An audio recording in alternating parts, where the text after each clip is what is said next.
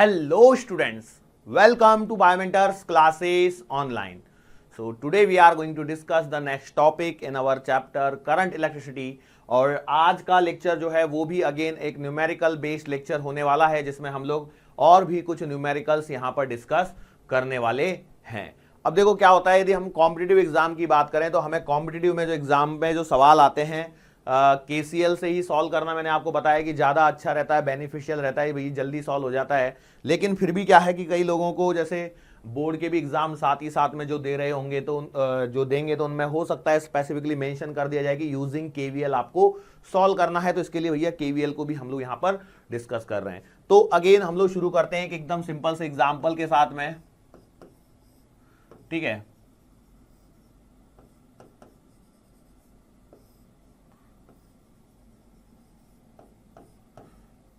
Random circuit बना दिया है मैंने, कोई तो भी एक, ये 20 वोल्ट ले लो, ये 5 ओम ले लो, ये मैंने मान के चलो यहाँ पर 10 ओम लिया है, ये 5 वोल्ट लिया है, ये 2 वोल्ट लिया है और ये 4 ओम लिया है। देखो रैंडम डेटा है, मुझे भी नहीं मालूम इसका आंसर क्या आएगा। अब देखो सबसे पहला काम तो ये है कि यूजिंग केवीएल इसको सॉल्व करना है। पहली बात तो यही है आपको, ठीक है, यूजिंग केवीएल इसको सॉल्व करना है। तो सबसे पहले शुरू करते हैं।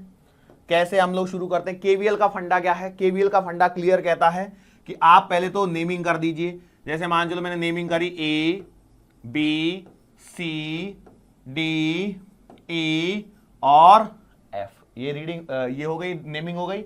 अब हमको क्या करना है, इसके अंदर बनाने हैं दो लूप। मैंने बोला भैया इसमें लूप में करंट है I1 और यहां पर करंट है I2। क्लियर हो गया? ओके। इसके बाद क्या करते हैं, इसके बाद में आपको लिखनी होती है एक पर्टिकुलर लूप के लिए एक केवीएल की इक्वेशन। तो भैया हम लोगों ने लूप पकड़ लिया, मान चलो A B C F A, ठीक है। तो ये मेरी डायरेक्शन होगी ट्रेसिंग की और इसमें अब मेरे को इक्वेशन लिखनी है। तो बोलो कैसे शुरू करेंगे? तो ये देखो ए से चला मैं और यहां पर मुझे बैटरी मिली, देखो माइनस से प्लस में जा रहा हूं, मतलब इंक्रीज हो रहा है, तो ये आएगा 20।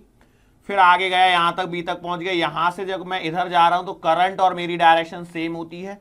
मैंने आपको हमेशा से बताया हुआ है कि भैया हमारा हमेशा ऐसे आने वाला माइनस वाला ही फंडा। ओके चलो आगे आए, यहां से यहां पर देखो 5 वोल्ट की बैटरी है, ये कितना आएगा, माइनस का 5 आएगा। क्लियर है? क्यों? आप डाउनवर्ड ऐसे कम कर रहे हो उसको, तो माइनस का 5 आएगा। माइनस का जब आपका दो लूप के बीच में रजिस्टर फंस जाता है तो मैंने क्या बताया भैया, माइनस का साइन लगाओ, रजिस्टर को लगा दो और डोमिनेंट लूप में से दूसरे वाले लूप के करंट को सब्ट्रैक्ट कर दो यदि डायरेक्शन अपोजिट है। और डायरेक्शन सेम का अभी तक सवाल बना नहीं है, उसको मैं बनाऊंगा आगे, तो उसमें एडिशन हो जाता है। अभी तो इतना आएगा, यहां तक पहुंच गए, यहां से लौट के यहां पर आ गए तो इक्वल टू क्या कर दिया, 0 कर दिया। अब इसको जरा देखते हैं, तो ये आएगा भैया 20 माइनस का 5 I1 माइनस का 5 माइनस का 10 I1 माइनस माइनस का प्लस 10 I2 बराबर 0। सो यहां पर देखते हैं तो देखो माइनस 10 I1 और माइनस 5 I1 हो गया माइनस का 15 I1 प्लस का 10 I2। और देखिए 20 में से 5 गए 15, तो ये इधर जाके बन जाएगा माइनस का 15। सो यदि मैं माइनस 5 से डिवाइड करके रख दूं इस इक्वेशन को, तो माइनस 5 से डिवाइड करने पर यहां पर क्या बनेगा, ये वाली इक्वेशन बनेगी 3I1 माइनस 2I2 बराबर 3। This is your equation number 1। अब हम लोग आगे बात करते हैं यहां पर, और आगे हम लोग लेंगे कौन सा, ये वाला लूप ले लेते हैं। तो हम लोगों ने लूप का नाम लिया CDEFC।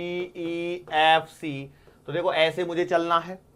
अब जब मैं इसमें ऐसे चलूंगा तो यहां पर क्या देखूंगा, C से चला D तक, तो देखो ये करंट I2, मेरी डायरेक्शन भी यही, तो मेरा आएगा माइनस का 4I2 माइनस, आगे चलो देखो बैटरी में देखो क्या हो रहा है, ये तो इंक्रीज हो रहा है। क्या हो रहा है? इंक्रीज हो रहा है। तो देखो ये इंक्रीज हो रहा है ही नहीं हो रहा है, छोटे से बड़े पे जा रहे हैं, तो ये आएगा प्लस 2। आगे ई से एफ में कुछ है नहीं, एफ से यहां पे जाओगे तो फिर से देखो वो कंबाइन वाला रजिस्टर मिला, तो मैंने लिखा माइनस का 10।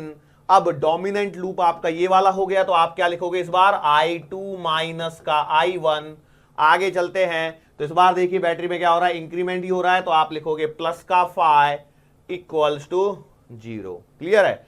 चलो अब इसको जरा सॉल्व करते हैं, तो ये आएगा माइनस का 4I2 प्लस का 2 माइनस 10I2 प्लस का 10I1 प्लस का 5 इक्वल्स टू 0। और थोड़े से एडजस्टमेंट के साथ में देखिए 10 I1 10 और 4 14 माइनस का 14 I2 और 5 और 2 7 आ रहा है, इधर में आएगा तो ये आएगा माइनस का 7। ये आपके पास में इक्वेशन नंबर 2 बन गई। दोनों को आपको सॉल्व करना है और I1 और I2 की वैल्यूज यहां पर कैलकुलेट करके रखनी है। अब देखो ये जो I1 I2 की वैल्यूज को आप कैलकुलेट करोगे तो आपके पास में अच्छा सा आंसर निकल के आ जाएगा। I1 और I2 की वैल्यूज को कैलकुलेट करने पर एक अच्छा सा आंसर निकल के आ जाएगा। अब जो भी है वो आपके सामने है। अच्छा, इसमें जो चीजें मैंने बताई हैं, क्या बताई हैं भैया, कि यदि I1 का आंसर नेगेटिव आ गया, इसका मतलब क्या है कि वो आपने जो डायरेक्शन मानी है उसके अपोजिट है। I2 का आंसर नेगेटिव आ गया तो उसका भी मतलब वही है। और 10 ओम में जो करंट है, तो 10 ओम वाले करंट को कैसे जस्टिफाई करते हैं, तो ये देखो ये है 10 ओम वाला रेजिस्टेंस मैंने यहां पे बना दिया है। अब यदि मैं देखूं तो इस डायरेक्शन में यदि मैं सोचता हूं तो ये मेरा I1 माइनस I2 होगा, और इस डायरेक्शन में मैं सोचता हूं तो मेरा आंसर I2 माइनस I1 होगा। ये इसकी डायरेक्शन होगी। अब यहां पर यदि I2 माइनस I1 सॉल्व करके पॉजिटिव आंसर आता है तो आपका करंट सच में ऐसे ही फ्लो हो रहा है, और यदि नेगेटिव आंसर आ जाता है I2 माइनस I1 का तो करंट उल्टा हो जाएगा। बात समझ में आ रही है। और ऐसे ही सिमिलर वे में बेटा यहां पर देखिए कुछ चीजों को I1 माइनस I2 सॉल्व किया आपने और आंसर यदि पॉजिटिव आया इस बार तो इसका मतलब है करंट नीचे फ्लो हो रहा है, लेकिन नेगेटिव आंसर आने पर करंट आपका ऊपर फ्लो हो रहा है। जनरली आपको ये सेंटर वाले रजिस्टर पर ही करंट पूछा जाता है, लेकिन कोई ऐसा हार्ड एंड फास्ट रूल है नहीं, वो किसी भी रजिस्टर में आपसे करंट पूछ सकता है। क्लियर हुई बात। तो ये आपके 2 वेरिएबल वाला एक और सवाल मैंने आपके सामने यहां पर रिप्रेजेंट किया। आगे बढ़ता हूं मैं और एक काम करता हूं, देखो अभी एक और सवाल बनाता हूं प्यारा सा 3 इक्वेशन वाला। कितने का? 3 इक्वेशन जहां पर बनेंगी ऐसा हम लोग एक सवाल बना लेते हैं।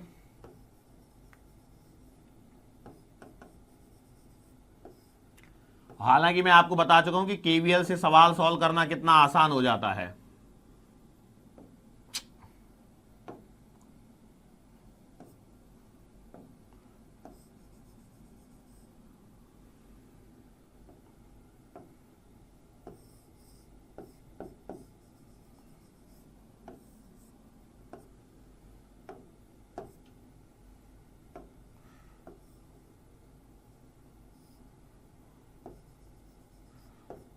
लो, काफी तगड़ा सवाल बना दिया हम लोगों ने अभी। ठीक है, अब देखो यहाँ पे 3 लूप बनेंगे। मैंने ले लिया ये सारे रेजिस्टेंस 5 ओम, सारे सेम लूप को कोई मतलब नहीं है। चलो 2 ओम, फिर पता नहीं लग पाएगा ना कहाँ पे क्या हो रहा है। 3 ओम, 4 ओम, 10 ओम, मान के चलो ये है आपकी 20 वोल्ट की बैटरी है, ये है 5 वोल्ट की, ये है 2 वोल्ट की, ये है 4 वोल्ट की, ये है 1 वोल्ट की, ये सारी बैटरी लगा दी। अब देखो आपका मेन काम यही है कि आप इक्वेशंस को वेरीफाई करवा लीजिए। यदि आपने इक्वेशंस वेरीफाई कर ली सही से, बस पहले मैंने क्या बोला, let's say this is my current I1, this is my current I2 and this is my current I3। ये 3 करंट हो गए मेरे पास में। अब आप इक्वेशंस बस बना दीजिए प्रॉपरली तो हमारा काम हो जाएगा। अच्छा सर नेमिंग भी करके दे दीजिए, तो मैंने बोला देखो ऐसे कर लेता हूं मैं नेमिंग, ABCDEFG और लास्ट में इस पॉइंट को नाम दे देता हूं H। ठीक है, तो सबसे पहले ABHG लूप के लिए बात करो। ABHG लूप के लिए इक्वेशन लिखिए। बस क्या बोल रहा हूं मैं आपको, सिर्फ इक्वेशन लिख के दिखानी है। यदि इक्वेशन सही आ गई मतलब आप आगे सॉल्व कर सकते हैं, क्योंकि देखो यहीं पे परेशानी होती है। बाकी जो कैलकुलेशन वाला पार्ट है उसको भी मैं आपको समझाऊंगा। अब देखो ये 3 इक्वेशन वाले सवाल को सॉल्व करना थोड़ा सा टेढ़ा काम है, तो कैसे सॉल्व करना है उसको भी मैं समझाऊंगा। बट जस्ट पहले इतना ध्यान दीजिए। अब बोलो कैसे करना है। इसके लिए आपको थोड़ी मैथमेटिकल नॉलेज की रिक्वायरमेंट है। अब मैं आपको बता दूं, यहाँ पे ये जो सवाल है वो अपने कॉम्पिटिटिव एग्जाम से बाहर निकल चुका है। कॉम्पिटिटिव एग्जाम के फेज से क्या हो चुका है, बाहर निकल चुका है। ऐसे सवाल कॉम्पिटिटिव एग्जाम में अपने नीट में नहीं पूछे जाएंगे। बट ये क्या है कि बोर्ड वालों का थोड़ा सा ध्यान रखते हुए मैं इस टॉपिक को यहां पर कवर कर रहा हूं। तो देखो इक्वेशन कैसे लिखी जाएगी बताओ फटाफट। ABHG लूप के लिए इक्वेशन बोलो। तो देखो मेरा करंट ऐसे, मैं भी ऐसे ही चलने वाला हूं, तो मेरा आएगा कैसे, माइनस का 5I1। सही है, फिर बैटरी मिलेगी 4 वोल्ट की, माइनस का 4, क्योंकि पहले हायर पोटेंशियल पॉइंट है बाद में लोअर पोटेंशियल पॉइंट है। उसके बाद में देखो ये 2 ओम वाला जो है, ये वाला जो रेजिस्टेंस है ये 2 लूप के बीच में है। डोमिनेंट लूप आपका I1 वाला है, तो आपने लिखा माइनस का 2 I1 माइनस का I2। ओके, यहां तक पहुंच गया। आप यहां से अब इधर जा रहे हो, ये कितने वोल्ट की बैटरी है, 2 वोल्ट की बैटरी है, तो आप देखो ऊपर से नीचे जा रहे हो, बराबर है, तो आपका क्या आएगा, -2 आएगा। फिर आगे बढ़ जाइए 4 ओम वाला। अब यहां पर गलतियों की सबसे ज्यादा संभावना है, ये वाला जो 4 ओम है, ये देखो ये दोनों के बीच में है, किसके किसके, I1 और I3 के बीच में है, I1 और I3 के क्या है, बीच में मैंने लिया है। ओके, तो क्या हो जाएगा, ये आएगा -4 I1 -I3। क्यों I1 -I3, देखो I1 घूम के इधर से ऐसे जाएगा और I3 घूम के ऐसे आएगा, मतलब देखो ये ऐसे डायरेक्शन क्रॉस करती हुई नजर आएंगी, तो ये यहां तक आ गया और लास्ट में इक्वल्स टू 0। अब इस इक्वेशन को मैच करने के लिए हम लोग इसको थोड़ा सा सॉल्व सिंप्लीफाई कर देते हैं। -5I1 -4 -2I1 +2I2 -2 -4I1 +4I3 बराबर का 0। और इट इंप्लाइज, इक्वेशन को देख लीजिए, 5 और 2 7 और 4 11 -11I1 -11I1 I2 देखिए +2I2 और I3 देखिए +4I3। और देखो 4 और 2 6 माइनस का है, तो इसको इधर ले जाके 6 रख दिया। ये आपकी इक्वेशन नंबर 1 हो रही है। जितने लोगों का आया है पहले इस इक्वेशन को मैच कीजिए, क्या सबके पास में सेम इक्वेशन मिल रही है कि नहीं मिल रही है, ठीक है, क्लियर है, ओके। चलो आगे बढ़ते हैं हम लोग अपने उस पे, अगली इक्वेशन बनाते हैं। अगली इक्वेशन कहां पे, BCDH में, BCDH में इस वाले लूप में बनानी है, फटाफट बनाओ। तो क्या लिखा जाएगा, 5 से शुरू करोगे तो आएगा -5I2। इक्वेशंस को मैं सॉल्व करके नहीं बताऊंगा because it will take a lot of time. -5I2 -1, D से आगे आ जाओ 3 पे, तो -3। अगेन देखिए ये जो 3 ओम है ये दो लूप के बीच में है, I2 इधर से घुसा, I3 इधर से आया, तो आपके पास में आएगा I2 -I3। फिर आगे आ जाओ, फिर से देखो यहां से गए तो यहां पे 2 ओम वाले पे फिर से कॉमन आ गया, -2 I2 -I1। देखो लूप के डोमिनेंस को ध्यान दीजिए, -2 I2 -I1, क्योंकि मैं I2 वाले लूप में हूं तो I2 का डोमिनेंस चलेगा। और यहां पे देखिए आप ऐसे इंक्रीज कर रहे हो, लोअर से हायर पे जा रहे हो, तो आपका क्या आएगा, +4 = 0। इट एम्प्लाइज क्या आएगा, देखो -5I2 -1 -3I2 +3I3 -2I2 +2I1 +4 = 0। इसको थोड़ा सा और सिंप्लीफाई करना पड़ेगा, लेकिन इसको सिंप्लीफाई करने से पहले मैं क्या करता हूं, ये वाली जो इक्वेशन नंबर 1 आई है उसको मैं यहां पे लिख देता हूं, -11I1 +2I2 +4I3 बराबर 6। ठीक है, क्यों, मैं ऊपर का मिटा पाऊंगा अभी, ठीक है, इसलिए ध्यान से देखते चला। अब तो मिट भी गई इक्वेशन, अब क्या लिखा है देखूंगा। चलो इसको देखिए क्या हो रहा है, I1 है क्या, यस है, तो आपके पास में आएगा 2I1। I2 देखिए 5 और 3 8 और 2 10, तो ये आएगा -10I2। ठीक है, ये उठ गया, ये उठ गया, ये भी उठ गया, ये भी उठ गया। I3 देखो +3I3 = तो देखो ये I3 वाला भी गया, तो बचा क्या है, -1 + 4 कितना हो गया, +3, इधर जाएगा तो आएगा -3, इक्वेशन नंबर 2। और इसी के साथ में मैं इस वाले सेक्शन को यहां पर मिटा देता हूं। अब कहां पर बात करनी है आपको, अब बात करनी है आपको इस वाले लूप में, I3 वाले लूप में।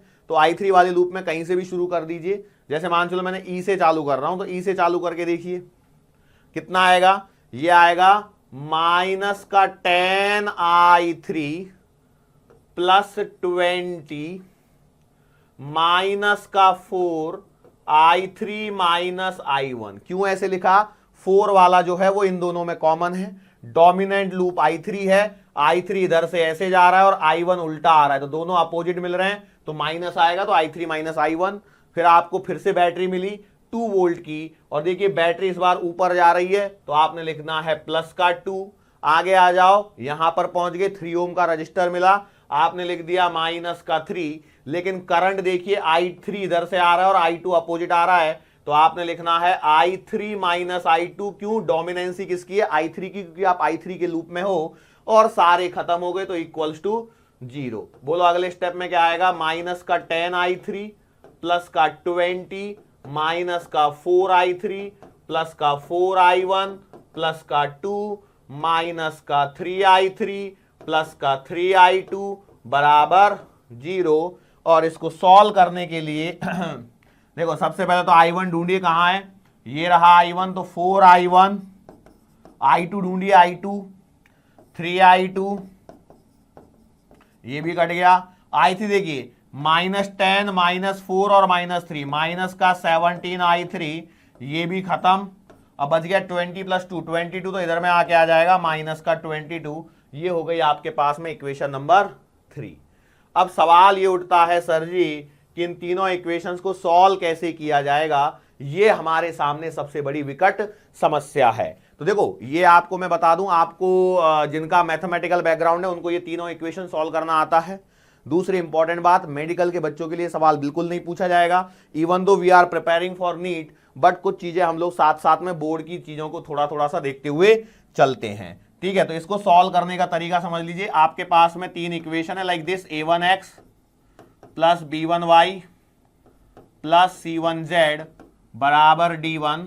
अगली इक्वेशन है a2x plus b2y plus c2z equals to d2। और एक इक्वेशन है a3x प्लस का b3y प्लस का c3z बराबर d3। ठीक है, तीन इक्वेशन मिल गई, स्टैंडर्ड फॉर्मेट है। देखो बात समझ में आई। अब यदि यहां पर हम लोग बात करते हैं कि भैया आपको x की वैल्यू निकालनी है, किसकी निकालनी है, x की वैल्यू निकालनी है, तो देखो आपको डिटर्मिनेंट सॉल्व करते आना चाहिए, जो कि मैं ऑलरेडी आपको सिखा चुका हूं। इसमें ऐसे लाइन खींच दीजिए, लाइन खींच दी। अब देखो पहले इनको डिटर्मिनेंट के अंदर में जमा लीजिए। कैसे जमाएंगे, a1 b1 c1, a2 b2 c2, a3 b3 c3। ठीक है, जमा दिया। बिल्कुल सेम रिपीट टेलीकास्ट आपको ऊपर भी करना है, तो आपने लिख दिया a1 b1 c1, a2 b2 c2, a3 b3 c3। ठीक है, ये जमा दिया डिटर्मिनेंट में। ओके, चलो सेम काम कीजिए यहां पर y के लिए। तो y के लिए भी आपको पहले जमा के रख लीजिए, ट्रिक में बाद में सिखाऊंगा यहां पर कि कैसे सॉल्व कर रहे हैं इसको। a2 b2 c2 और ये आ गया a3 b3 c3। ठीक है, इतना पोर्शन आप थोड़ा सा आगे भी सरक जाएंगे तो कोई दिक्कत नहीं है। a1 b1 c1, a2 b2 c2 और a3 b3 और c3 डिटर्मिनेंट क्लोज। ठीक है, ये डिनोमिनेटर का साइन है जो बीच में इतना बड़ा लाइन खींची हुई है वो, और लास्ट में z बराबर आपने डिनोमिनेटर का साइन तो लगा दिया। ऊपर आएगा कितना, a1 b1 c1, a2 b2 c2, a3 b3 c3 और नीचे आएगा फिर से a1 b1 c1, a2 b2 c3, a3 b3 और c3। इतना लिख लिया आप लोगों ने। अब यहां पर करना क्या है, जरा ध्यान से देखिए। जब आपको x लिखना है, जब आपको क्या लिखना है, x लिखना है, तो मैंने क्या बोला, देखो x वाली लाइन को यहां से मिटा दीजिए। ठीक है, x की खाली हो गई। जहां x की खाली हुई है वहां पर इन तीनों को लिख दीजिए, अलॉन्ग विद साइन लिखना है, इस बात का ध्यान रखिए। d1 d2 d3, this is the value of x, this is the value of x। अच्छा, ऐसे ही y की वैल्यू जब आपको निकालनी है तो आपको क्या करना है, y वाली जो लाइन आती है बीच वाली, इसको खाली कर दीजिए। यहां पर लिख दीजिए d1 d2 और d3। और सिमिलर वे में जब मैं बात कर रहा हूंगा किसकी, z वाली की, जब मैं बात करूंगा तो भैया z वाली लाइन को खाली कीजिए फटाफट से। z वाली लाइन में यहां पर क्या लिख दीजिए, d1 d2 और d3। ठीक है, ध्यान से देखिए क्या हो रहा है। अब ये जो a1 b1 c1 ये तो सारे कोऑर्डिनेट्स कोफिशिएंट है x y z के। हमारा जो सवाल बनता है उसके अंदर में क्या आता है, i1 i2 और i3 आता है, i1 i2 और i3 आता है। यहां पर मैं आपको सिखा रहा हूं x y और z के टर्मिनोलॉजीज में, तो कोई डरने की बात नहीं है, आराम से सॉल्व हो जाएगा। अच्छा, अब आपको पहले सीखना क्या है, डिटर्मिनेंट कैसे सॉल्व करते हैं। ये डिटर्मिनेंट कैसे सॉल्व किया जाता है वो भी मैं आपको सिखा चुका हूं, लेकिन अभी आपको एक फिर से डिटर्मिनेंट का एक बार रिकॉलिंग करवा देता हूं। हालांकि जो बच्चे जिनका मैथमेटिकल बैकग्राउंड है उनको डिटर्मिनेंट सॉल्व करने में कोई परेशानी नहीं होनी चाहिए।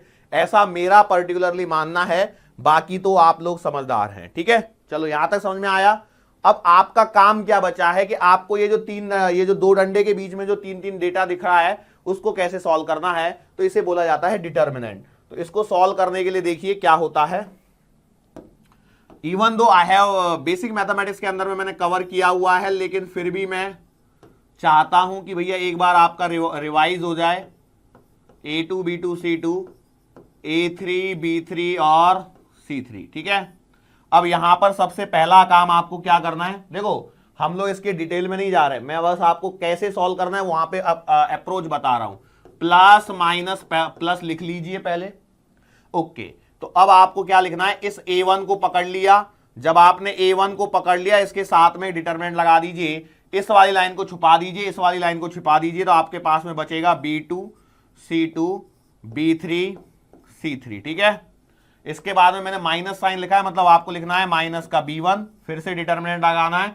डिटरमिनेंट के अंदर B1 की लाइन को छुपाइए, B1 जिस लाइन में आ रहा है हॉरिजॉन्टल वर्टिकल, तो आपके पास में क्या बचेगा A2 C2 A3 और C3, और लास्ट में प्लस का साइन है C1 के साथ में, तो क्या आएगा C1 की लाइन छिपेगी, तो ये आएगा A2 B2 C2 sorry A3 और B3। ठीक है, यहां तक आ गया।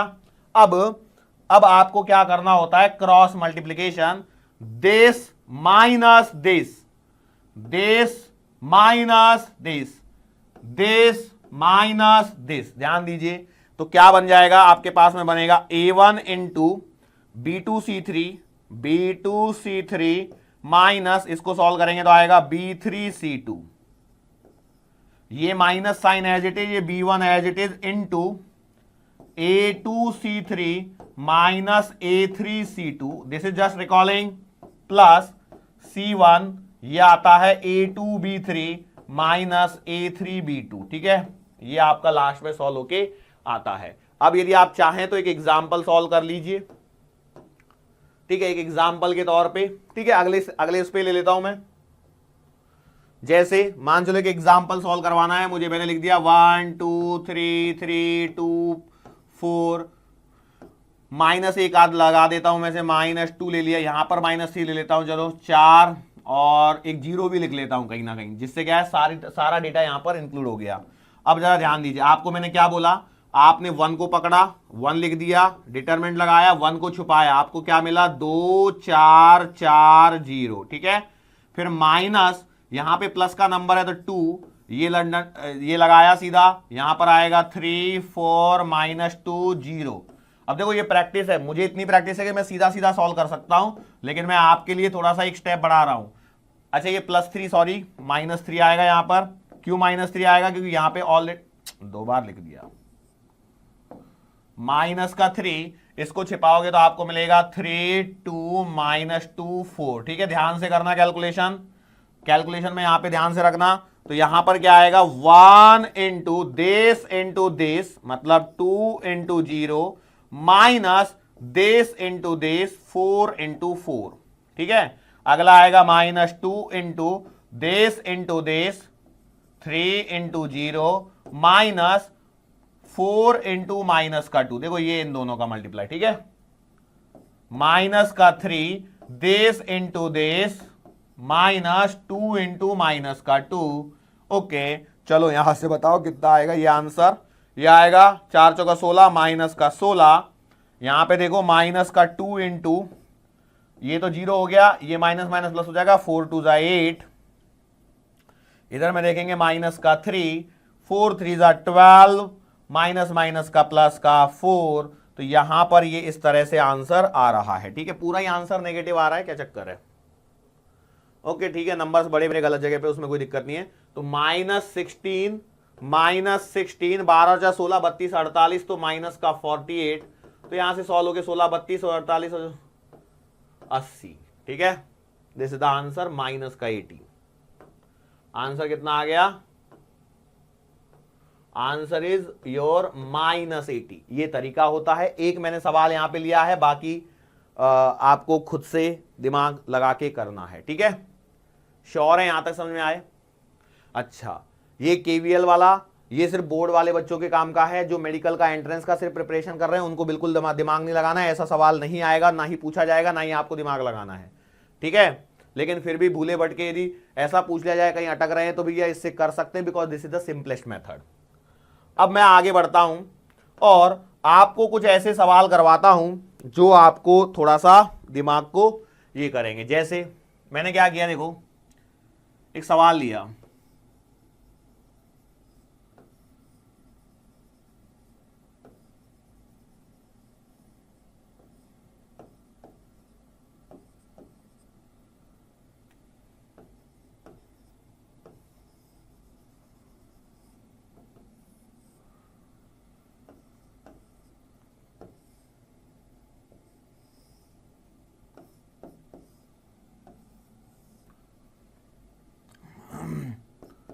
मैंने यहां पे 10 वोल्ट की बैटरी लगा दी है और सवाल यह है find the current in each resistance, ठीक है। अब देखो इस बार क्या हो रहा है, सवाल का पैटर्न देखो, सवाल का पैटर्न थोड़ा सा बदल गया है, सवाल का पैटर्न थोड़ा सा बदल गया है, अब सवाल थोड़ा सा अलग लग रहा है। तो ऐसे टाइप के सवालों को कैसे सॉल्व करना है, ठीक है, कैसे सॉल्व करना है उसको सीखने के लिए अब इस सवाल पे मैं वापस आऊंगा, इसी के अंदर में पूरा सवाल सॉल्व हो जाएगा। उससे पहले मैं आपको कुछ चीजें आपके सामने रिप्रेजेंट करना चाहता हूं। क्या चीजें रिप्रेजेंट करना चाहता हूं कि देखो यदि आपके पास में ऐसे 2-3 रेजिस्टेंस सीरीज में लगे पड़े हैं, यहां पर एक V वोल्ट की बैटरी से इनका कनेक्शन दिया हुआ है, ये R1, ये है R2, तो ये है R3। आप जानते हैं क्या होगा, तो आप बोलोगे R इक्विवेलेंट आता है R1 प्लस का R2 प्लस का R3, ठीक है। बैटरी है V वोल्ट की, तो आप लिखोगे I बराबर V बाई R इक्विवेलेंट। ये बात जानते हैं कि नहीं जानते हैं, सारा रिवीजन है, ये पहले पढ़ाया जा चुका है। तो इसके अक्रॉस यदि मुझे वोल्टेज ड्रॉप लिखना है तो इसके अक्रॉस वोल्टेज ड्रॉप क्या लिखा जाएगा, सोचिए, this is the current I which is flowing through all the registers, तो बोलो क्या लिखा जाएगा, तो आपका भैया V1 का आंसर आएगा I इंटू R1, आएगा या नहीं आएगा, बिल्कुल सही बात है। अब I की वैल्यू क्या आएगी, तो I की वैल्यू को देखो यहां से थोड़ा सा और इसको यदि मैं एलॉबरेट करता हूं तो V अपॉन R1 प्लस का R2 प्लस का R3 आएगा कि नहीं आएगा, यस। तो इसको यदि मैं यहां पे पुट कर देता हूं तो V1 बराबर आता है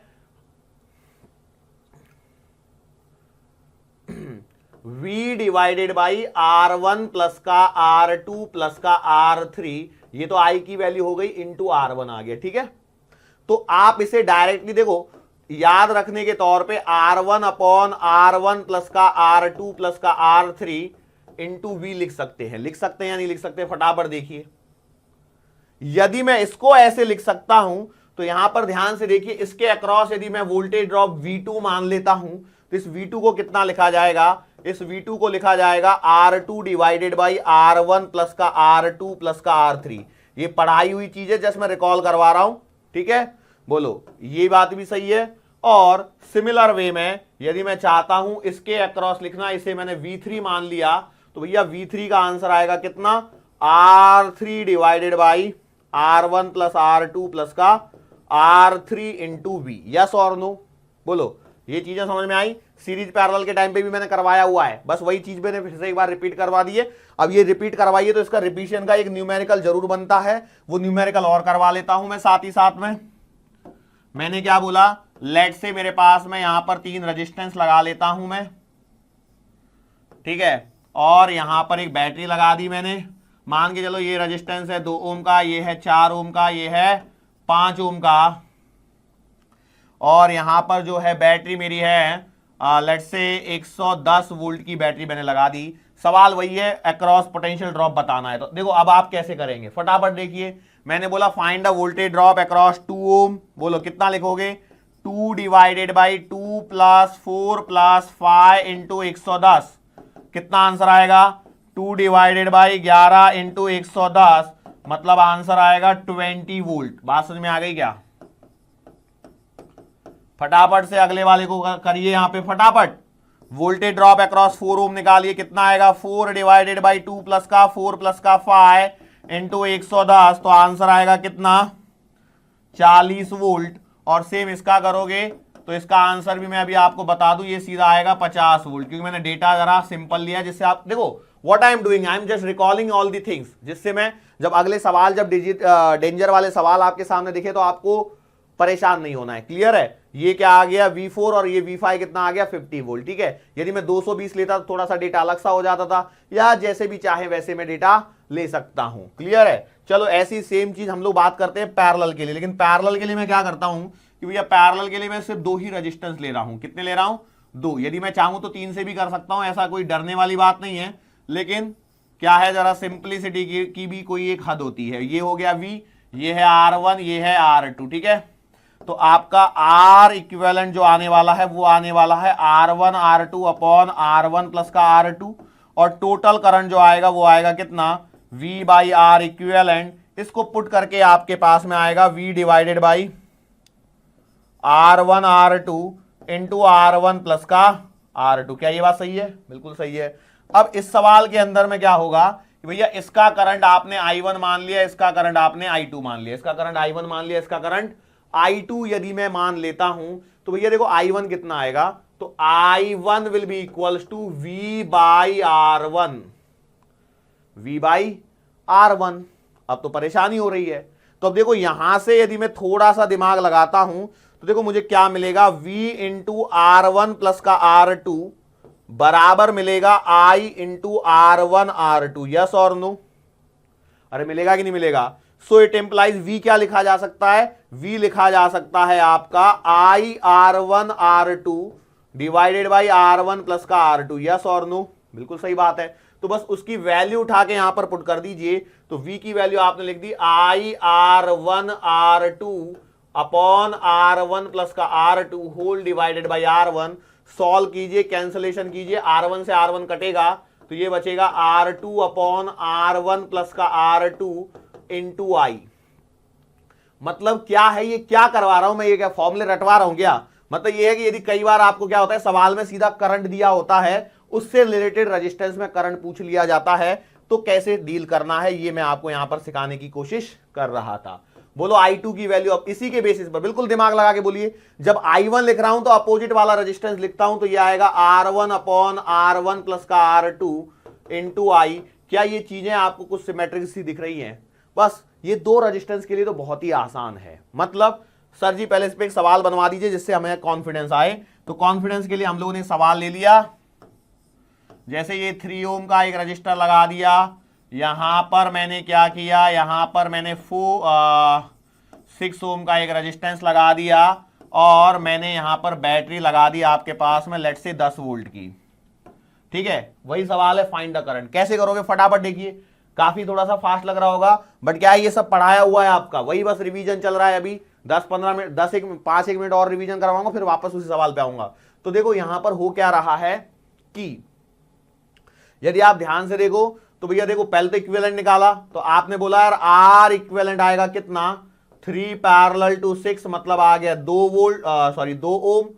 I कितना आएगा, I आएगा V बाई R इक्विवेलेंट, मतलब 10 डिवाइडेड बाई 2, मतलब आ गया कितना 5 एम्पियर। तो यहां से जो करंट जा रहा है वो है आपका 5 एम्पियर। अब सवाल क्या है, 5 एम्पियर के करंट को आपको डिस्ट्रीब्यूट करना है, ये I1 मान लीजिए, ये I2 मान लीजिए। बोलो I1 की वैल्यू क्या लिखी जाएगी? तो जब आप इसमें करंट लिखते हो तो ऊपर कौन सा रेजिस्टेंस आता है, नीचे वाला, तो 6 डिवाइडेड बाई 3 प्लस का 6 इंटू टोटल करंट है 5, तो आएगा कितना 30 डिवाइडेड बाई 9, 3 से कट सकता है तो 10 डिवाइडेड बाई 3 एम्पियर। और I2 का आंसर देखिए कितना आएगा, जब आप I2 के लिए लिखेंगे तो आपको क्या लिखना पड़ेगा, 3 डिवाइडेड बाई 3 प्लस का 6 इंटू का 5 बराबर बोलो कितना आएगा, 15 डिवाइडेड बाई 9, तो इसको भी 3 से डिवाइड किया जा सकता है, 5/3 एम्पियर। अब टोटल करंट ऐड कर लीजिए, आपका सेम आंसर यहां पर निकल के आ रहा है। ये थोड़ा सा फास्ट हो गया, इतना वाला जो पोर्शन मैंने पढ़ाया अभी 10-15 मिनट में, थोड़ा काफी फास्ट में था। यस और नो? सर जी डेफिनेट सी बात है, आप फास्ट लग ही रहे थे। फास्ट होने का रीजन क्या था, ये पढ़ाई हुई चीज है उसको मैं रिकॉल करवा रहा था। अच्छा, इसका मैंने एक और चीज आपको सिखाई हुई है, यदि आपको याद हो तो। कौन सी चीज? यदि नहीं सिखाई है, ऐसा हो कि मुझे ऐसा फील हुआ हो कि मैंने सिखा दिया है, लेकिन यदि आप कह रहे हैं कि नहीं सिखाया है तो कोई दिक्कत नहीं है, इसको आप जरा वापस से सीख लीजिए। ठीक है, ये आपके पास में रेजिस्टेंस है R1, ये रेजिस्टेंस है R2, यहां से मान के चलो टोटल करंट I आ रहा है जो यहां पर बाहर जा रहा है, अब सवाल में अंदर मेरे पास में दिमाग में क्वेरी है कि यार ये I1 और ये I2 कितना आएगा। कई लोग बोलेंगे सर अभी तो सीख लिया, अब क्या सीखना है। मैं बोलूंगा यार बार बार ऐसे नहीं करेंगे। अब देखो हम लोग क्या करेंगे, इसका सिंपल तरीका सुनिए।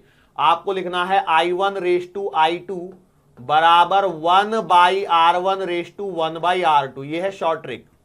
क्योंकि देखो ये जो आप सीख रहे हो ना, ये वाली जो चीज सीख रहे हो, ये 2 रजिस्टर के लिए तो ठीक है, ये वाली जो चीज सिखाई है 2 रजिस्टर के लिए ठीक है, लेकिन 3 रजिस्टर आते ही आप फैल जाओगे, तब नहीं कर पाओगे। इसके लिए ये जो शॉर्टकट है ये सिखाया जा रहा है। सवाल पे फोकस कीजिए। तो आपने क्या लिया, I1 रेस टू I2 बराबर 1/R1 रेस टू 1/R2 ऐसे लिखा है। ठीक है, अब अगला स्टेप क्या करना है, take LCM and multiply. Take LCM and multiply. तो बोलो इन दोनों का एलसीएम कितना आएगा, R1 R2, तो आपके पास में आएगा 1/R1 into R1 R2 raise to 1/R2 into R1 R2। आ गया क्या, मैं बोला सही बात है। अब देखो क्या हो गया, R1 से R1 कट जाता है तो ये आ गया R2 रेस टू R1। ठीक है, अब यहां पर जब आप I1 रेस टू I2 की कहानी चल रही है कि नहीं चल रही है, आपने बोला सही बात है। अब यहां पर लगता है कॉम्पोनेंटो डिविडेंडो वाला एक रूल लगता है, वो ये है कि भैया I1 will be equals to R2 upon R2 plus R1 into I. Sir जो आपने पढ़ाया और इसमें फर्क क्या है, कोई फर्क नहीं है, सेम तो फॉर्मूला निकल के आया, वो तो हमें वैसे भी याद था। मतलब देखो फर्क अभी नहीं समझ में आएगा आपको, फर्क थोड़ी सी देर के पश्चात में समझ में आएगा जब मैं आपको सवाल करवाऊंगा। ठीक है, अभी आपको ऐसा लगा सेम ही आंसर आया, सर बिल्कुल सेम आंसर आया, ये तो आपने हमें बेवकूफ बनाया, 10-15 मिनट हमारे खराब और कर दिए, उसका हम कहीं यूटिलाइज कर सकते थे। देखो डरिए मत, रुकिए, थोड़ा तसल्ली रखिए, धैर्य रखिए। क्या है, इसको मैं जब समझा रहा हूं ना तो आपको ऐसे लग रहा होगा कि आंसर सेम आ रहे हैं। आंसर देखो, आंसर बदल कैसे जाएंगे, क्या है ना, मैंने यहाँ पे डेटा नहीं लिया है। अब जैसे देखो मैं अब आपको सवाल बोलता हूं, जैसे मैंने यहाँ पे बोला 3 एम्पियर है, ये 4 एम्पियर है। ठीक है, सॉरी 3 एम्पियर 4 एम्पियर नहीं, ये 3 ओम का है, ये 4 ओम का रेजिस्टेंस है, और लेट से मैंने बोला यहां से कि 14 एम्पियर का करंट फ्लो करवा दिया। ठीक है, अब करो, अब बताओ इसमें कितना करंट आएगा और इसमें कितना आएगा। देखो मेथड आपको मालूम है वो वाली तो, लेकिन अभी हम लोग क्या बोल रहे हैं कि टुकड़े करके शॉर्टकट वाला। कैसे, तो आपने लिखना है I1 रेस टू I2 बराबर 1/3 रेस टू 1/4। अब इसका क्या लेना है, एलसीएम। तो एलसीएम कितना आएगा, 12। तो आपने मल्टीप्लाई किया 1/3 इंटू 12 रेस टू 1/4 इंटू 12। सही है, बिल्कुल सही है। ये कितना बचेगा, 4 रेस टू 3 बच गया। ये है आपका I1 रेस टू I2 का आंसर। क्लियर है, तो अब आपका I1 का आंसर कितना आएगा, 4 डिवाइडेड बाई 4 प्लस का 3, ये नंबर अपॉन दोनों का समेशन इनटू टोटल करंट। तो देखो आंसर कितना है, 4 3 7 2 14 4 8 एम्पियर। और I2 का आंसर आएगा, बोलो कितना, 3/4 प्लस का 3 इंटू 14, मतलब आएगा कितना, 6 एम्पियर। क्लियर है, ओके सर जी, ये वाली बात भी समझ में आ गई। अब जो मैं कहने की कोशिश कर रहा था वो ये है, 3 रेजिस्टेंस यदि आपके पास में हो तो आपका कैसे परेशानी में पड़ जाओगे वो मैं यहां पर आपको समझाने की कोशिश करता हूं। ठीक है, ये मैंने 3 रेजिस्टेंस लगा दिए।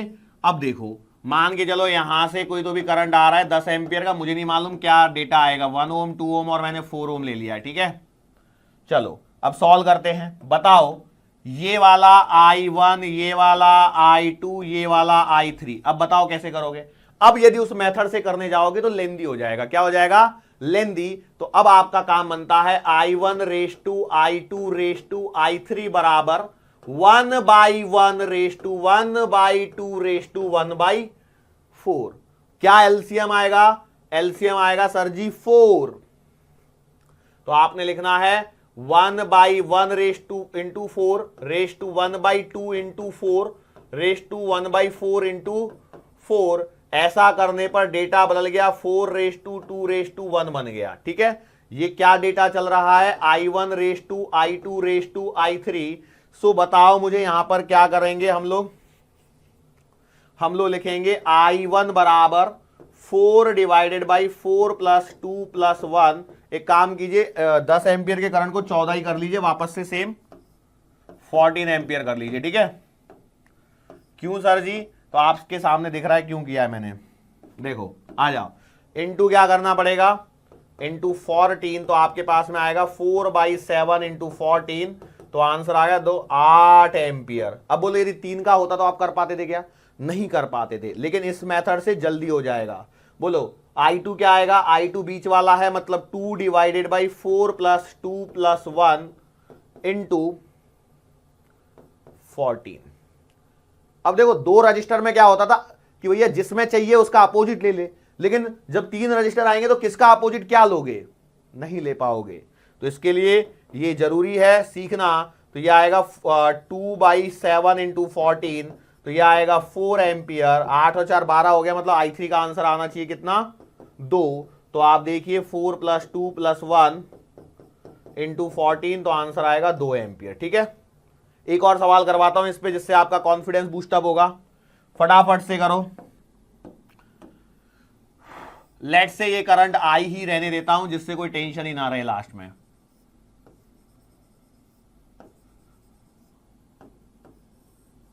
बाद में इसमें नंबर डालूंगा आई बराबर। ठीक है, मैंने इस बार लिया 2 ओम, ये ले लिया 3 ओम और ये ले लिया 4 ओम। ठीक है,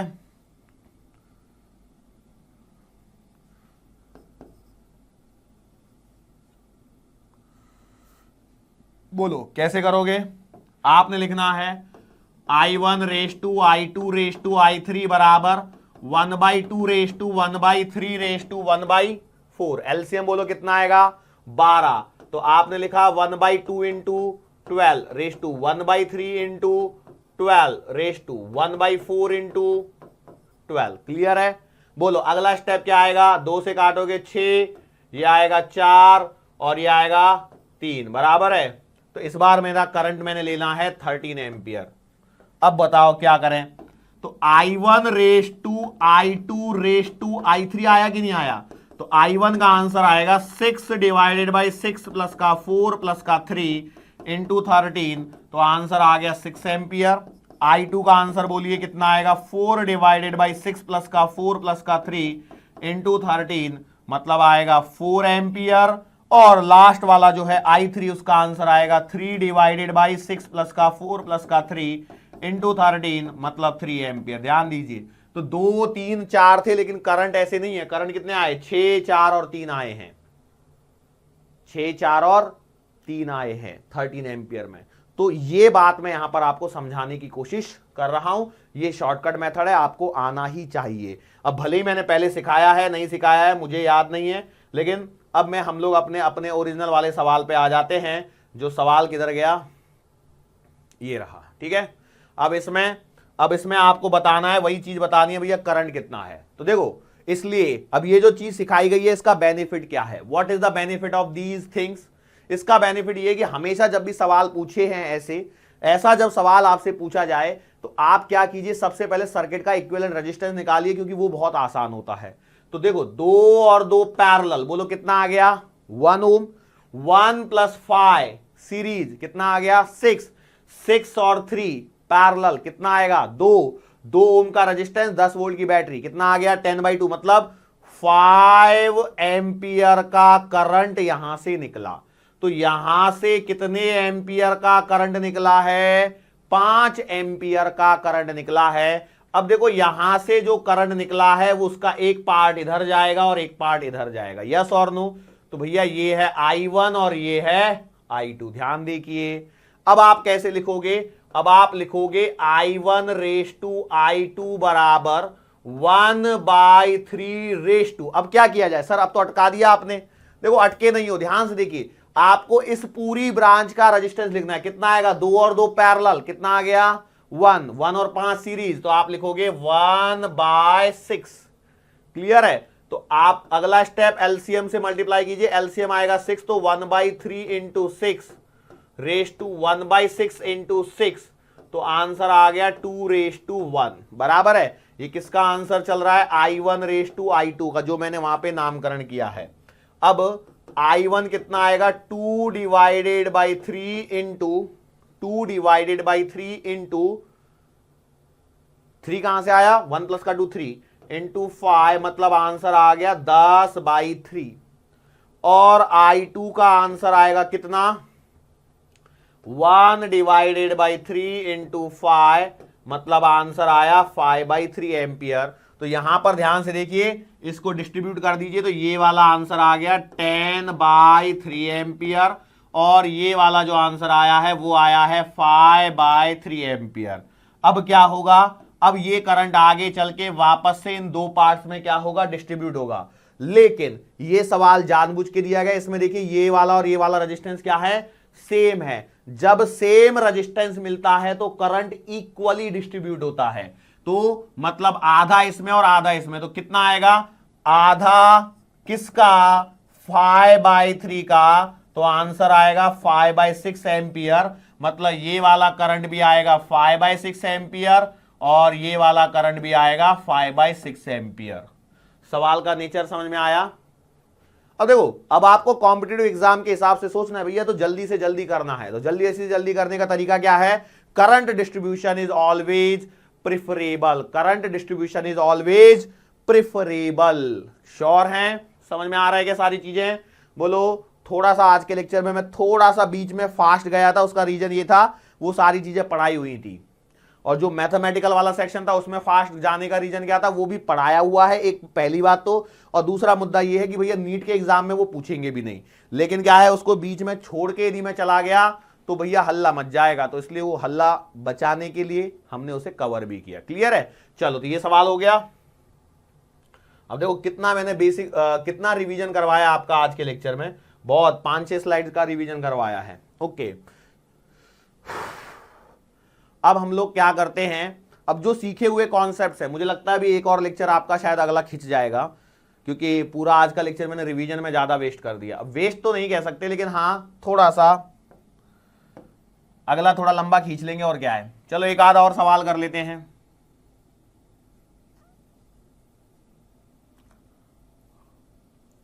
सवाल है, अब देखो उसी सवाल को थोड़ा सा हम लोग ऐसे तोड़ मरोड़ लेते हैं।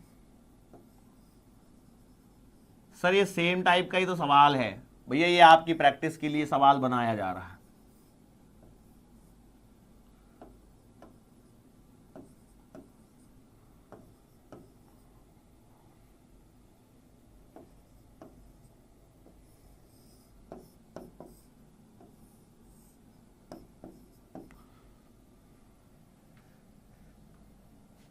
हाँ भाई, करके दिखाओ सवाल, सेम टाइप का सवाल है, बस थोड़ा सा मैंने क्या किया, इसमें डेटा को इधर से उधर किया है, इससे आपकी प्रैक्टिस हो जाएगी।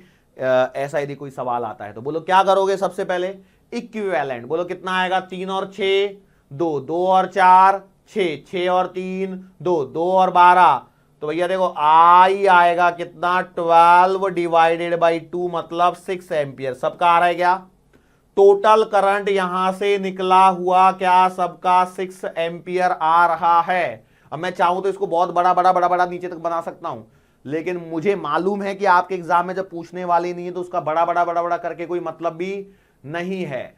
बात समझ में आ रही है। चलो अब यहां से आगे क्या होगा, डिस्ट्रीब्यूशन कैसे करोगे, ये है I1, ये है I2 बराबर। अब बोलो क्या करना है, I1 रेस टू I2 बराबर, बोलो कितना, 1/3 रेस टू 3 और 6 2 और 4 6, 1/6। कैसे आया ये 1/6, 3 और 6 3 और 6 2, 3 और 6 पैरेलल में है तो 2, 2 और 4 सीरीज में तो 6, पूरी ब्रांच का रेजिस्टेंस। तो ये एलसीएम से मल्टीप्लाई कर दीजिए, आएगा 2:1। बार बार सेम डेटा आ रहा है तो आपको अभी याद हो गया होगा। बोलो I1 कितना लिखा जाएगा, I1 लिखा जाएगा 2/1 प्लस का 2 इंटू 6, तो 2 दूना 4 एम्पियर, और I2 का आंसर आएगा कितना, 1 डिवाइडेड बाई 1 प्लस का 2 इंटू 6, 2 एम्पियर। क्लियर है। तो इसका मतलब ये है कि भैया आपके पास में इस वाली ब्रांच में 4 एम्पियर का करंट फ्लो हुआ, इस वाली ब्रांच में 2 एम्पियर का करंट फ्लो हुआ।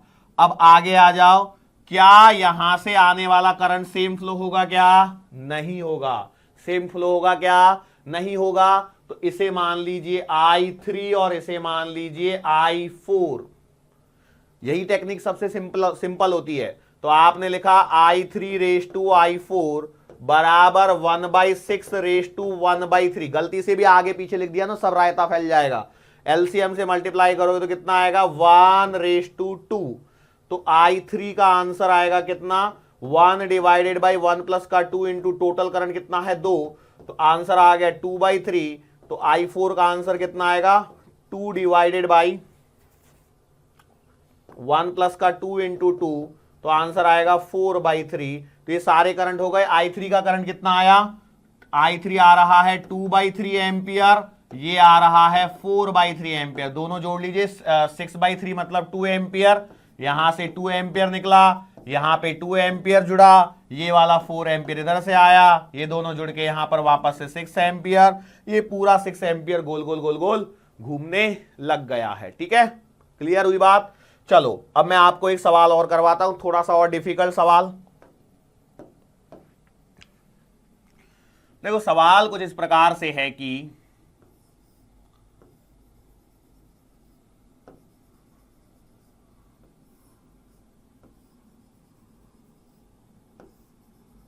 एक आध बार, मतलब ये क्या है ना, फेमस तो हैं बट ये क्या बोलते हैं,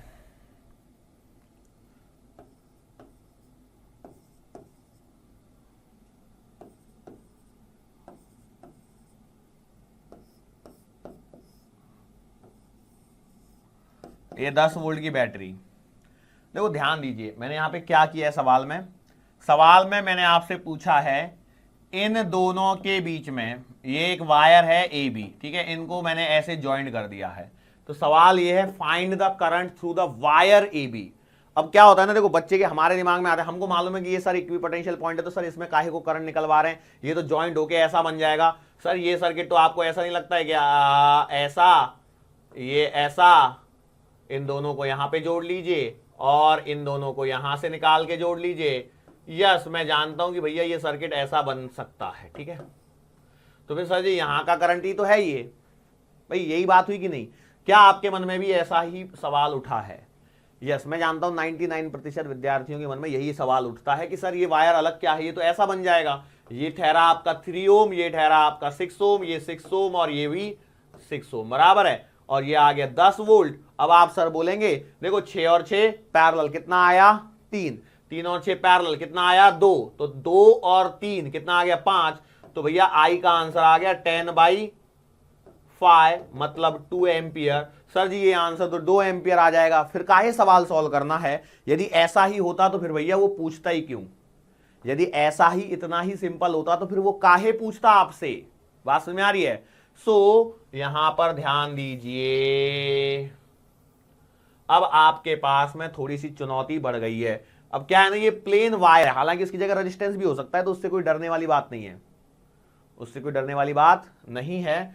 उससे डरने वाली बात तब आएगी जब आपको स्टार और डेल्टा सिखा दिया जाएगा, तभी आप इक्विवेलेंट निकाल पाओगे, अदरवाइज आप इक्विवेलेंट नहीं निकाल पाओगे। यहाँ पे भाई इक्विवेलेंट निकालने के लिए आपको यहाँ पे कुछ है ही नहीं आपके सामने। बात समझ में आ रही है। तो इसलिए थोड़ा सा यहाँ पे परेशानी अभी है।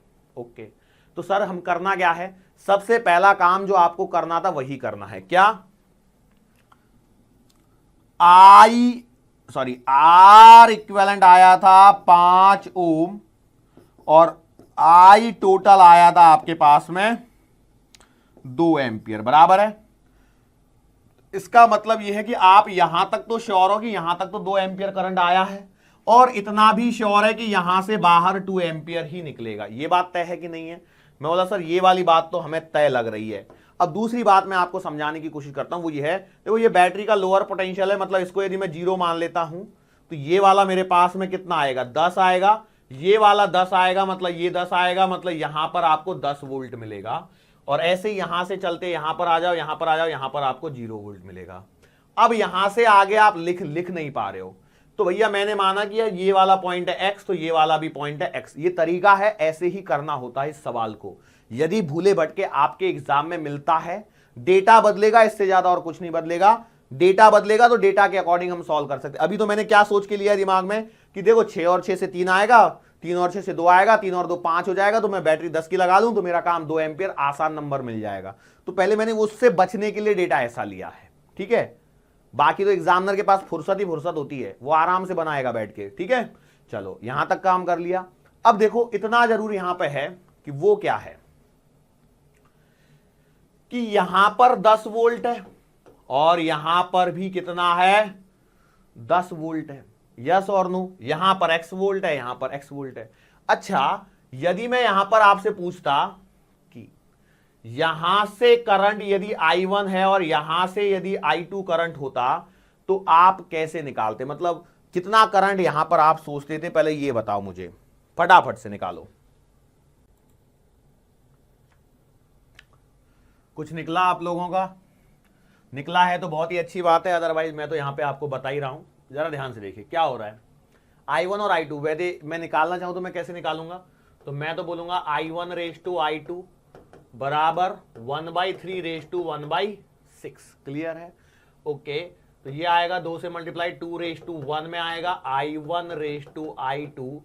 सो यहां से आपके पास में बनेगा कितना, I1 बराबर बनेगा 2/3 इंटू 2 मतलब 4/3 एम्पियर, और I2 बराबर मिलेगा, ध्यान से देखिए कितना, 1/3 इंटू 2 मतलब आएगा 2/3 एम्पियर। ये बात समझ में आई क्या? पहले यहां पे ये बात देखिए, मतलब यहां से आया हुआ करंट कितना है, I1 ऊपर है ना, तो ये है 4/3 एम्पियर, और ये वाला जो करंट है वो है आपके पास में कितना, 2/3 एम्पियर। ये वाली बात समझ में आई? बोलो यस और नो।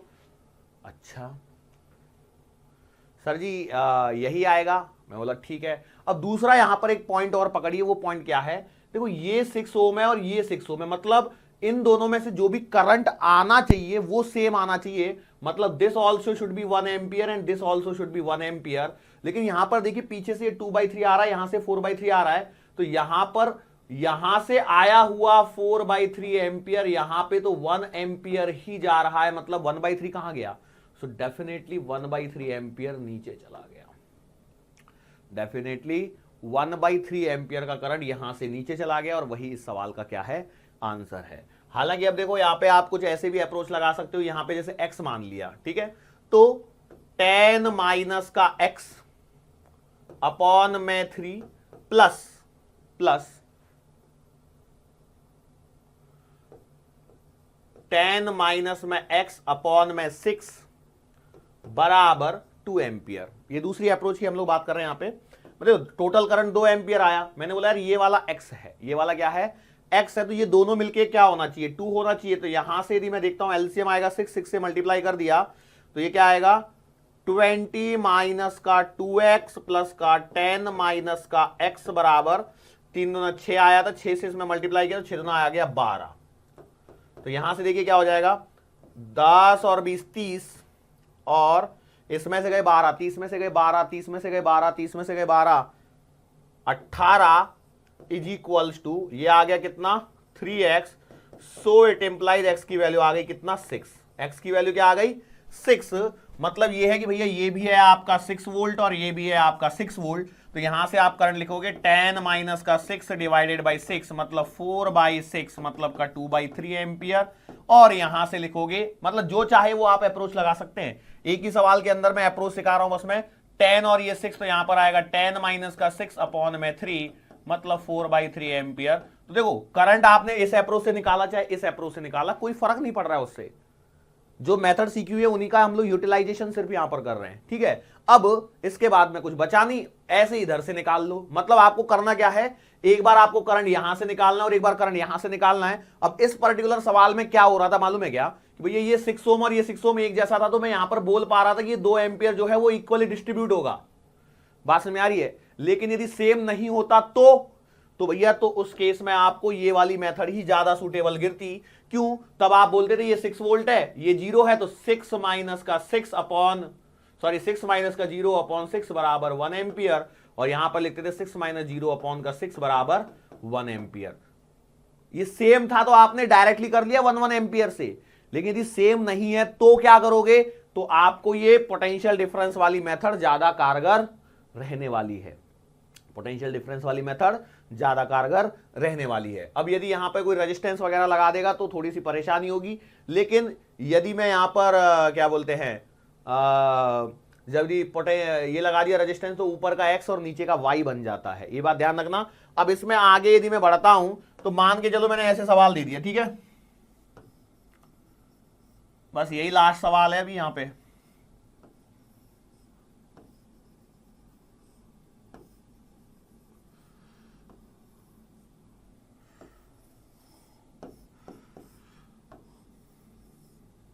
वही 10 वोल्ट की बैटरी, ये है आपका 3 ओम का रेजिस्टेंस, ये है 6 ओम का रेजिस्टेंस, ये है 4 ओम का रेजिस्टेंस, 8 ओम का रेजिस्टेंस, ये पॉइंट है ए बी। ये मान लीजिए वायर ए बी में करंट बताना है आपको। फटाफट से बताइए वायर ए बी में कितना करंट फ्लो होगा। करने का तरीका वही, पहले इक्विवेलेंट निकालोगे तो 3 और 6 पैरेलल में कितना आ गया, 3 और 6 2, 4 और 8 पैरेलल में। अच्छा इसका थोड़ा कॉम्प्लिकेटेड कर लिया क्या, 4 पैरेलल टू 8, 4 इंटू 8 अपॉन 4 और 8 12, 4 से काटोगे 3, 8/3 और प्लस में वो सीरीज में कितना आया था 2, तो आ गया 3 और 2 6 और 8 14, 14/3। तो हम लोग क्या करते हैं, बैटरी को 10 वोल्ट की जगह कुछ और ले लेते हैं, लाइक मैंने 9 वोल्ट ले लेता हूं। क्यों, तो आई निकालने में थोड़ी सी आसानी होगी। आई कितना आएगा 9, ओके सॉरी बेटा 9 मत लीजिए, 14 वोल्ट की बैटरी लीजिए। 14 डिवाइडेड बाई 14/3, तो आंसर आ गया 3 एम्पियर। मतलब आपका यहां से फ्लो होने वाला करंट आ गया 3 एम्पियर। बाकी की कहानी आपको सॉल्व करनी है। अब मैं पहले आपको अब एक बात बताइए, क्या आप ऐसे पूरा मेथड जो मैंने लगाया था सॉल्व कर लोगे? कैसे, यहां पे 3 एम्पियर आया, ओके, तो यहां से और यहां से करंट डिस्ट्रीब्यूट होगा, इसको I1 मानोगे, इसको I2 मानोगे, या फिर देखो अब यहां पर आपको क्लियरली दिख रहा है रेजिस्टेंस अलग अलग है, तो मैं इसको X मान के कर लेता हूं, ठीक है। तो आप क्या बोलोगे, यहां पर देखो ये 14 वोल्ट है, तो यहां पर कितना है 14, यहां पर कितना है 0 और ये है X, बराबर है। तो कैसे लिखा जाएगा, 14 माइनस का x अपॉन 3 प्लस का 14 माइनस का x अपॉन 6 बराबर 3। तो एलसीएम वही आएगा 6, क्लियर है। एलसीएम कितना आएगा 6 ही आएगा ना, यस। 6 से मल्टीप्लाई किया तो ये आएगा 28 माइनस का 2x प्लस का 14 माइनस का x बराबर 6 से मल्टीप्लाई करोगे तो आएगा 18। यहां पर देखिए 14 और 18 कितना होगा 28, 42 में से 18 गए तो 10 और 10 ये आ गया 24 बराबर 3x। तो इट इम्प्लाइज x की वैल्यू आ रही है 8 वोल्ट। कितनी आ रही है 8 वोल्ट। मतलब ये आ गया 8 वोल्ट, तो ये भी कितना आएगा 8 वोल्ट। अब बताओ करंट फटाफट से यहां पे, तो यहां पर करंट आएगा 14 माइनस का 8 डिवाइडेड बाई 3, 14 में से 8 बचे 6/3, मतलब ये आ गया 2 एम्पियर का करंट। ये कितना करंट आ रहा है 2 एम्पियर का। ऐसे यहां पे बोलो कितना करंट आएगा, ये आएगा कितना, ये है 14, ये है 8, तो आप लिखोगे 14 माइनस का 8 डिवाइडेड बाई 6 मतलब 1 एम्पियर। जाहिर सी बात है इसमें 2 है तो इसमें 1 एम्पियर ही आना चाहिए।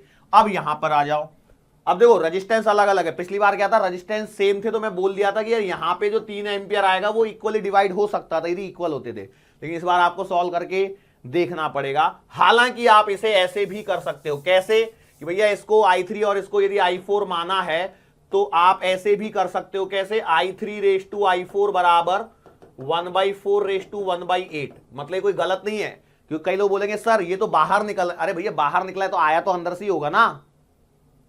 बात समझ में आ रही है, नहीं समझ में आई? अरे देखो ये अंदर घुसे, यहां से डिस्ट्रीब्यूशन हुआ और यहां से बाहर निकले, तो भैया पहले यहां से इतना ही तो करंट चला होगा ना, वही तो यहां पे बाहर निकल रहा है, यस और नो। अरे बात समझिए, तो इसको यहां पर भी अप्लाई कर सकते हैं, कोई डरने की जरूरत नहीं है। तो आपके पास में आएगा 8 से मल्टीप्लाई कर दो, एलसीएम में तो आएगा 2/1 बराबर है। तो I3 की वैल्यू आ रही है कितनी 2/3 इंटू 3, मतलब आंसर आ रहा है 2 एम्पियर। और I4 की वैल्यू आ रही है 1/3 इंटू 3, मतलब आंसर आ रहा है 1 एम्पियर। इसका मतलब ये है कि ये आ रहा है 1 एम्पियर और ये आ रहा है आपका 2 एम्पियर, यस और नो? अरे करके समझ में आया कि नहीं आया? या फिर 8 minus 0 upon 4 2 ampere, 8 minus 0 upon 8 2 ampere, sorry 8 minus 0 upon 8 1 ampere. तो भैया ये 1 एम्पियर का, ये 2 एम्पियर का। अब जरा यहां पर ध्यान से देखिए क्या चीज मैं दिखाना चाहता हूं आप लोगों को। मैं दिखाना चाहता हूं ये यहां से 2 एम्पियर आया और यहां पर भी 2 एम्पियर गया। ध्यान से देखिए 2 एम्पियर आया 2 एम्पियर गया, यहां से 1 एम्पियर आया और यहां पर भी 1 एम्पियर गया। इसका मतलब इसमें करंट 0 है। क्या है इसमें करंट 0 है। इसमें करंट कितना है जीरो है।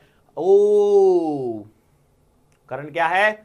जीरो है। बात समझ में आई? यस और नो? बस सिंपल है सवाल। तो भैया जीरो वाले भी आ सकते हैं। अब इस चीज को मैं आपको बताता हूं। मैंने आपको बनाया था बेवकूफ, इतनी देर से बैठ के मैं आपको बेवकूफ बना रहा हूं। मतलब सर क्या कहना चाहते हो? मैं आपको कहना चाहता हूं सवाल का जरा देखो, मैं यहां पे मिटा देता हूं इधर में, और थोड़ा सा मैं वापस से डायग्राम को बना रहा हूं, उसको जरा ध्यान से देखना।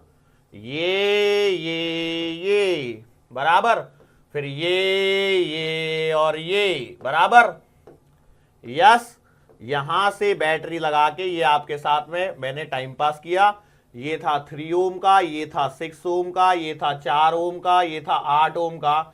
जरा ध्यान से देखिए इन दोनों का रेशो, 3/6 का रेशो 1/2, 4/8 का रेशो 1/2। ये तो बैलेंस व्हीटस्टोन की ब्रिज की कंडीशन है, तो इसमें तो करंट वैसे भी जीरो ही था। इतनी मेहनत जो आपने करी ना, 15 मिनट सवाल में लगाए, वो लगाने नहीं थे। लॉजिक देखो यही होता है एग्जाम के अंदर में। आपको क्या लगता है एग्जामिनर कोई नए सवाल थोड़ी बनाता है, वही पुराने सवाल होते हैं। बस क्या होता है कि पहली बार जब आपके सामने आता है, अभी भी मैं आपको बताऊं, आज आपके सामने ये सवाल चल रहा है, ठीक है, तो आपको लग रहा होगा अरे ये तो मुझे आता था, लेकिन क्या आपने लगा पाया? कितने लोग, ईमानदारी से बताइए, कितने लोगों ने आंसर मतलब बिना पेन चलाए आंसर जीरो बोला था? कितने लोग हैं ऐसे बिना पेन चलाए आंसर भी जीरो बोला था? बहुत ही कम लोग होंगे, बहुत ही कम लोग होंगे। ऐसा नहीं बोल रहा हूं कि मैं कोई भी ऐसा नहीं होगा, लेकिन हुआ ना। मोस्टली स्टूडेंट ने गड़बड़ी करी कि नहीं करी? पूरा सॉल्व करके बैठा कि नहीं बैठा? अच्छा सर आप हमारी क्या बात कर रहे हो, आपने भी तो पूरा ही सॉल्व किया। अरे भाई मैं पूरा सॉल्व करके आपको समझाने की कोशिश कर रहा था कि प्रेजेंस ऑफ माइंड होना कितना जरूरी है।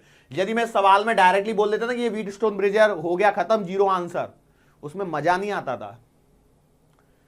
कई लोगों के मन में शैतानी चल रही है, सर मजा लेने आते हो आप यहाँ पे? भैया मैं पढ़ाने आता हूं, बट कॉन्सेप्ट की फील पकड़िए। सर 1 घंटे पहले तो कॉन्सेप्ट की धज्जियां उड़ाई थी आपने, तब तो कुछ बताया नहीं था, तब तो आप फास्ट एकदम सुपर फास्ट राजधानी चलाए जा रहे थे। मैं उस समय इसलिए राजधानी चला रहा था क्योंकि वो पूरा आपका पढ़ाया हुआ है, उसको रिकॉल करवा रहा था, तो इसलिए मुझे वो फास्ट भी गए तो कोई फर्क नहीं पड़ता है। सर वो डिटरमिनेंट वाला भी फास्ट गए, वो मैंने बेसिक मैथमेटिक्स में पढ़ाया हुआ है। ओ तो फिर नया क्या सिखाया? कुछ भी नहीं नया सिखाया। ये हमारा ये एक वैरायटी की क्वेश्चन थी जो मेरे को आपको कराना था, जो जरूरी था, इसलिए मैंने इसको करवा दिया, क्योंकि भूले भटके यदि आ जाए सवाल तो ऐसा नहीं हो जाए कि कुछ गड़बड़ी आप करके आओ, तो इसलिए मैंने इसको खत्म करवा दिया। यहां पर आपका ये वाला पॉइंट यहां पे अब खत्म हो जाता है। आगे आने वाले लेक्चर में फिर हम लोग कुछ नई और बातें यहां पर करेंगे, सो उसके लिए आप लोग तैयार रहिए, ठीक है। सो आज के लिए बेटा बस इतना ही। मुलाकात फिर से होगी आने वाले अगले लेक्चर के दरमियान। सो तब तक के लिए धन्यवाद।